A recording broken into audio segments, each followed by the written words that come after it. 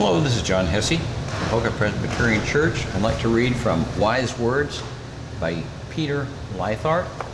The story I'd like to read is The Fragrant Garden. Once upon a time, there was a man who had 3 sons. When they grew up, he gave each a garden to dress and keep for himself. The first son, whose name was Adam, was very lazy. When his father gave him his garden, he did no work at all.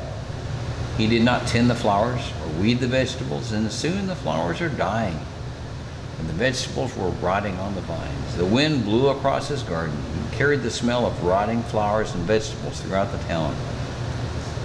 One day a man appeared at Adam's garden. "I am an inspector from the Ministry of Nasty Smells," he said, wrinkling his nose in disgust. "We have had some complaints about your garden." This was a town, you can see, that took gardening very seriously. "What kind of complaints?" Adam asked, yawning as if he were bored. "Lazy people, as you may know, are bored most of the time, and bored people are usually lazy too.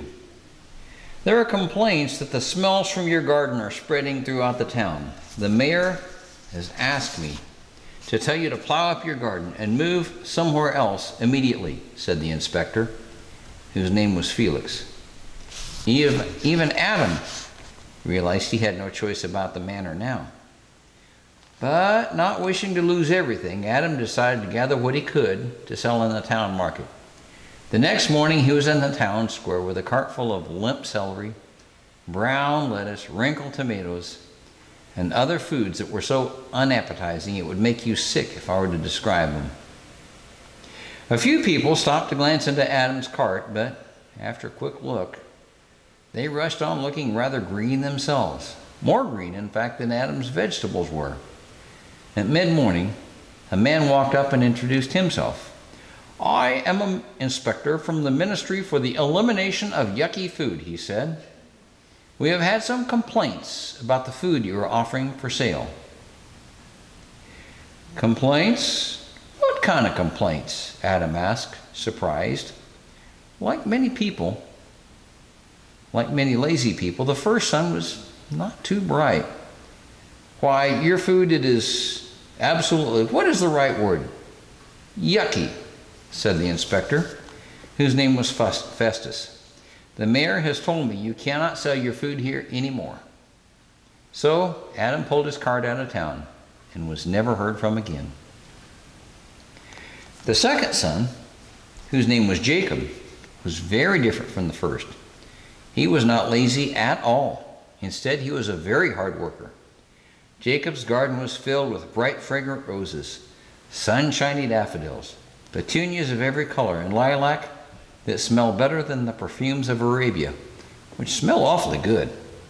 Jacob worked hard to produce the best vegetables: plump tomatoes, crisp lettuce and celery, herbs, beans, peas, and I don't know what else. Everyone who passed by agreed that Jacob's was the most beautiful garden they had ever seen. But although he was not lazy, Jacob was very greedy. He took no joy in his work, but instead he labored from sunrise to sunset only so he could sell his flowers and vegetables at the highest possible prices. Because he was so very greedy, 2 things made him very angry. When the wind blew across his garden, it spread the delightful fragrance of his flowers throughout the town. Everyone breathed deeply of the wonderful smells without paying anything. Also, the townspeople enjoyed walking past his garden to look at the flowers. On Sundays, it seemed like the whole town came to look. "No one will buy my flowers," Jacob thought angrily, "if they can smell them and look at them for nothing." He fumed and he fussed about this for days, and he finally decided upon a plan. The next day, he bought the best building materials, and in a few days he had erected a dome that covered his entire garden. "No one will get another free look at my flowers, and the wind will not be able to carry their fragrance to the townspeople for nothing," he said in satisfaction. Like most greedy people, Jacob was not too bright. For of course, if you build a dome over a garden, Your garden will not get the sun and the rain it needs to grow. After Jacob had built the dome, the wind did not carry the flowers' fragrance around town, but neither did it bring the fresh air that the flowers needed to live. Within a few weeks, Jacob's flowers were dying, and the vegetables were rotting on their stems. Before long, the men from the Ministry of Nasty Smells and the Ministry for the Elimination of Yucky Food had asked the second son to leave town. That left only the last son, whose name was Paul. Paul was not at all like Adam, and even less like Jacob. He was neither lazy nor greedy. He was simply good. He loved to dig deep into the dirt, to watch the first sprouts fight their way toward the sun, to wait patiently while the vegetables ripened through various shades of green, orange, and red. When the wind carried the fragrances of his flowers throughout town, Paul did not become angry. He wanted to share his garden with everyone, near and far. When townspeople walked by his garden on Sundays to glimpse his flowers, he invited them in and gave them a tour, teaching all he knew about even the smallest blooms. Paul did not keep his vegetables to himself, but sold the best of them in the town square. Everyone agreed that Paul had the loveliest flowers and the tastiest vegetables of all. Well, not everyone. One day, two men visited Paul's garden. "I am an inspector from the Ministry of Nasty Smells," Felix said with a bow. "We have had some complaints about your garden." Paul was puzzled. What kind of complaints? "It seems that one of your neighbors has complained about the nasty smell the wind blows from your garden." "But there are no nasty smells from my garden. The fragrances of my garden are wonderful. Here, smell this for yourself," he said, as he handed Felix a pink rose. Sighing deeply, Felix closed his eyes in delight, which gave the second man, who, as you might have guessed, was Festus, the chance to speak. "I am an inspector from the Ministry for the Elimination of Yucky Food.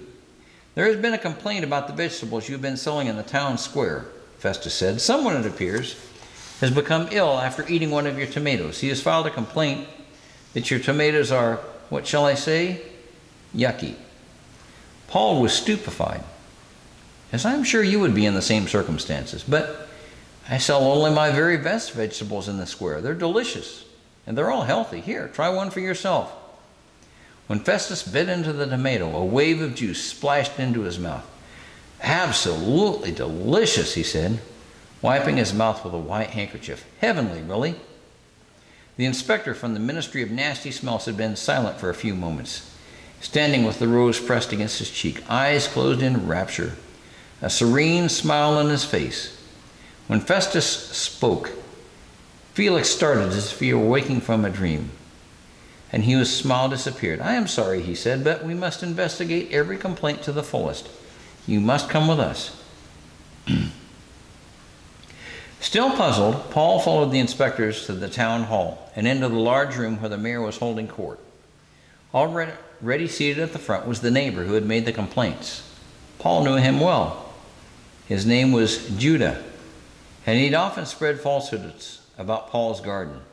The mayor's, whose name, in case you were wondering, was Harold, called everyone to attention. "Court is now in session. The first case comes jointly from the Ministry of Nasty Smells and the Ministry for the Elimination of Yucky Food. It seems that some quite deathly odors have been coming from your garden, and that one of your tomatoes made a buyer sick," Harold said, nodding in Paul's direction. "Who makes this accusation?" "I do, Your Honor," Judah said as he stood up. "It is true. The smells from his garden are more than nasty. They are evil. It is a fragrance of death, I tell you. It is about to kill me. And that tomato I bought, it was rotten from skin to core. I almost died when I ate it. I want him driven out of his garden forever." The mayor looked at Paul. "What do you have to say for yourself?"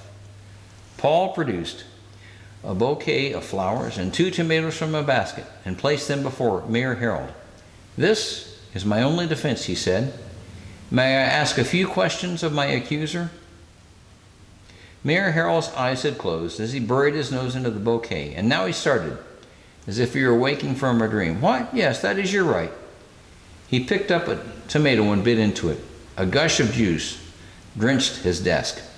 Paul stood before his accuser. Tell me, Judah, do you have a garden yourself? That has nothing to do with anything. Telling me cannot ask me that kind of question. Judah shouted at the mayor. Mayor Harold was mopping tomato juice from the pages of a thick book. I'm afraid you're wrong. He can ask you such questions as much as he wishes, and you must answer. He took another bite of the tomato. Well, yes, the neighbor said at last. May we see some of your flowers? Paul asked. That is not fair, Judah shouted again. My flowers are not making those deathly smells. His are. His are. Nonetheless, the mayor answered, trying to remain dignified while tomato seeds slid down his chin, you must do as he asked. Produce some of your own flowers. Judah left the courtroom and returned with a bouquet of faded violets and tiny roses. Tell me, said the last son, do you sell any of your flowers? Judah exploded in rage. I used to. I didn't tell you started your garden. I used to have the most fragrant garden in town. Now you pushed in here. And everyone is talking about how wonderful your flowers smell and how good your vegetables are. And now everyone just forgot about me and stopped buying my fruit. It's not fair. It's not fair. Paul walked to a chair and sat down. Mayor Harold, he said quietly, I have no more to say. Mayor Harold had by this time regained his composure, and feeling quite comfortable after a delicious tomato, was ready to give a verdict. It is clear you have made this accusation from envy, he said to Judah in a stern mayoral voice, because the fragrance from your flowers was no longer the most beautiful fragrance. You have tried to destroy the work of this fine young man. I find no fault in him. As for you, Judah, you were given the choicest land by your own father. For a short time, your garden produced wonderful flowers and vegetables. You even, if I recall, had a vineyard, and your grapes were delicious. But you neglected your duties, and now it is a very poor excuse for a garden. And because you've made a false accusation, my sentence is that your garden shall be taken from you and given to Paul, who will certainly make better use of it than you have. And you, he said to Judah, shall leave this town and never return. That is my decision. Mayor Harold raised his gavel to strike on his desk, but being so very dignified, he did not notice the second tomato. Now, some say they're still cleaning the courtroom to this day, but I don't quite believe that. From that day on, Paul lived happily ever after, growing vegetables to sell and flowers whose pleasant fragrances the wind carried to the ends of the earth. And the moral is from Proverbs 19, verse 5. A false witness will not go unpunished, and he who tells lies will not escape. And thank you very much.